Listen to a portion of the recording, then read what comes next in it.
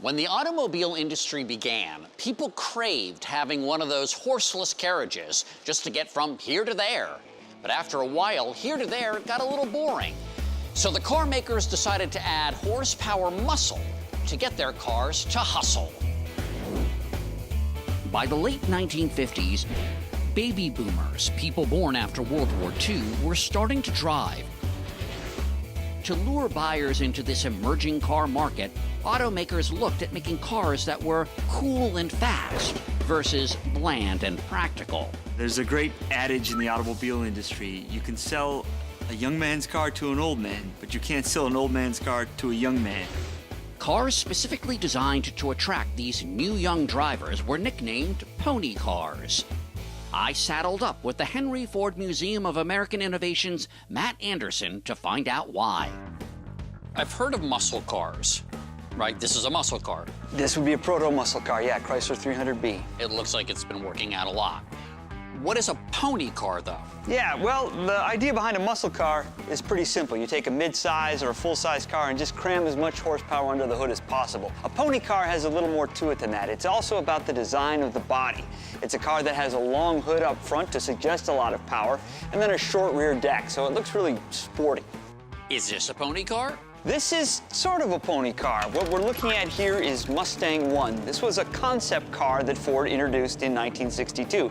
This is the spirit of the wild Mustang, bred into a fine machine. It's really closer to a race car than it is a street car. It's got the engine in the back, and it's a V4 engine, which is a very unusual layout for the United States. And this would eventually spawn the pony car? The pony car would, yes, eventually come along, and it would be introduced in April of 1964. The Mustang One concept car was never intended to be sold to the public.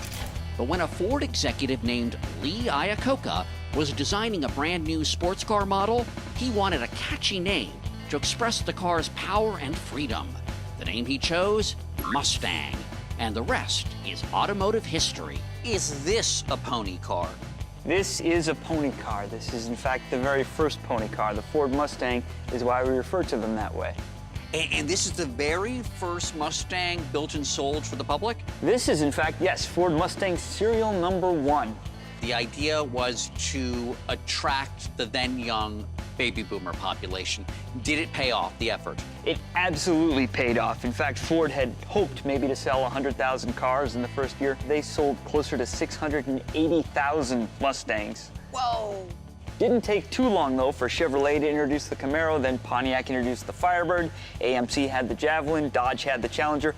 Everybody had their own pony car out within a couple of model years. Well, it's a great car. I just wish this jerk hadn't parked so close to me. Yeah, please don't ding either doors when you get out. Pony cars were such a hit with the public that Ford even tried to top the Mustang with the '68 Mercury Cougar, which had a powerful V8 engine. This car is a pony because it follows the Mustang formula, the long hood, the short rear deck. It's a sporty-looking car with 2 doors. This looks like some emergency sort of latch or something. What are these? Those are inspired by race cars. In this case, these are largely for show. Maybe a little superfluous, yes. It was superfluous. Good vocabulary word. Pony cars were introduced back in 1964, and they're still popular today. Mustang is the only pony car that's been built continuously since it was introduced. The Mustang won out over the Cougar. That it did. You know, that doesn't happen in real life. No.